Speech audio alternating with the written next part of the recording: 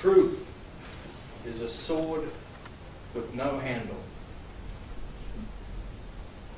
I read that a few weeks ago in a fantasy book that I really appreciated. And that line stuck with me, especially when we started preparing this show. Because everyone is talking about how much art helps. And no one is talking about the damage that it can do. Just as with truth, if you want to wield art, you have to be prepared to take some damage.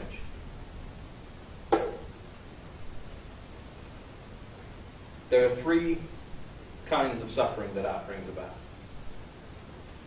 The first is the most obvious. You can ask the aerialists about it. You go home, you wrap your joints.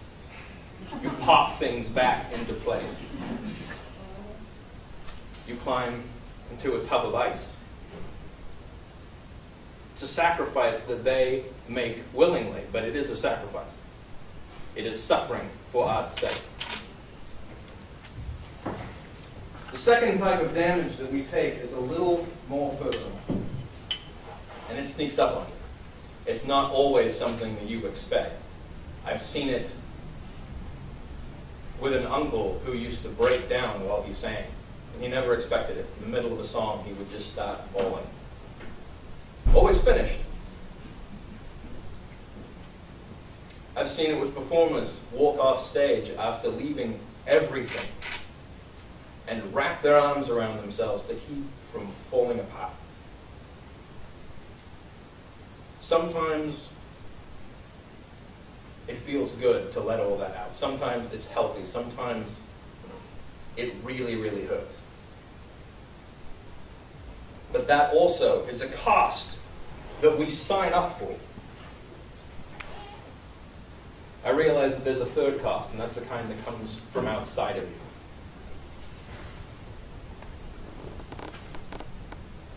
A sophomore in high school is gay, and he's been out and proud since he knew. And his parents did him the dubious service of telling him when he was very, very young that if he was true to himself, people would accept him. And so junior high was a living hell. In high school, he discovers musical theater, and he stands up on stage with 5 other butched up, pimped out guys and sings Go Grease Lightning. And he walks home a foot off the ground. He's discovered what everyone here has discovered. All these performers that you see, he's discovered the power of finding where you fit. The power of sharing what means something to you, what makes you special. And the next day, the guys who call him a fag double their efforts. Because now he's a public figure. He's an even easier target. That's not suffering for your art. That's being punished. And the more I thought about it, the more I realized that our society builds that into us. There are 2 reasons why we punish people who try to express themselves. The first is we really don't value honesty. If I ask you how you're doing, I honestly generally don't give a shit what you tell me. Because 9 times out of 10, you're going to say, okay, or fine. You're not going to give me anything that really challenges my expectations.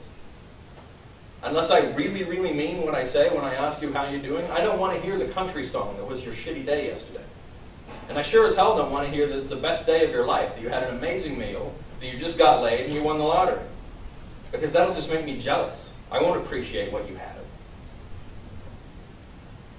And that's built into us from the very beginning, just like boys should be strong, and girls should be meek, and smart people should keep it to themselves. How can we really expect to reward artistic, creative people when we don't want to hear the truth? And the second factor is we value talent far more than we value creativity. Unless you can be Picasso or Meryl Streep, you should keep it to yourself. And I don't honestly know when that starts, because we don't criticize 3-year-olds. You don't show me your drawing and I say, well, God, I mean, ponies aren't purple.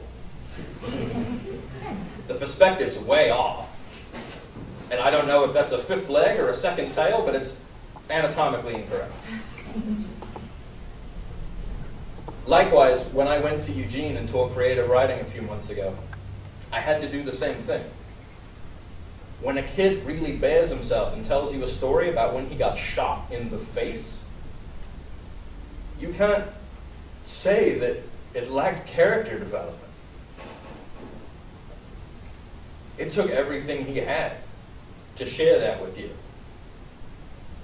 And so, yeah, maybe he's not the best natural writer right out of the gate. Maybe his grammar sucks. But I'm going to value his creativity over his talent every time because he's making an effort. He's doing something. I had a friend who came home from college and said he was going to stop writing because he'd read so many people who were better than he was.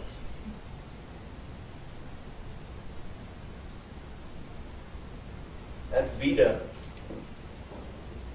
we try to create a space where people can be honest and where we value your creativity more than your natural talent. If we did that more as a society, as a culture, we'd have more voices, more honesty, more challenges to the status quo. Instead of what we have now, which is a few bright, bright lights and a lot of silence.